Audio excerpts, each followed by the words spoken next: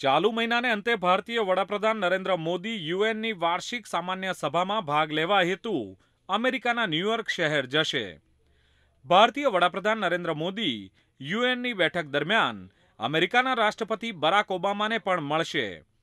White હાઉસના પ્રવક્તાના જણાવ્યા મુજબ ભારતીય વડાપ્રધાન નરેન્દ્ર મોદી અમેરિકી રાષ્ટ્રપતિ બરાક ઓબામાને 29 કે 30 સપ્ટેમ્બરે મળશે. વ્હાઇટ હાઉસના પ્રવક્તાએ કહ્યું હતું કે રાષ્ટ્રપતિ બરાક ઓબામા ભારતીય વડાપ્રધાન નરેન્દ્ર મોદીનું સ્વાગત કરવા ઉત્સુક છે. તેમણે કહ્યું હતું કે ઓબામા બંને દેશોના નાગરિકો અને વિશ્વના ફાયદા માટે ભારત અને અમેરિકાની રણનીતિ સંદર્ભે ભાગીદારીનું વચન પૂર્ણ કરવા હેતુ મોદી સાથે કામ કરવા આશાવાદી છે. અત્રે ઉલ્લેખનીય છે કે ભારતની કમાન સંભાળ્યા બાદ નરેન્દ્ર મોદીની આ પ્રથમ અમેરિકી મુલાકાત છે.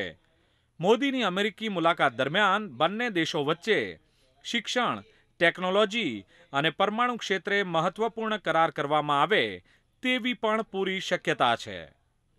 Bureau report.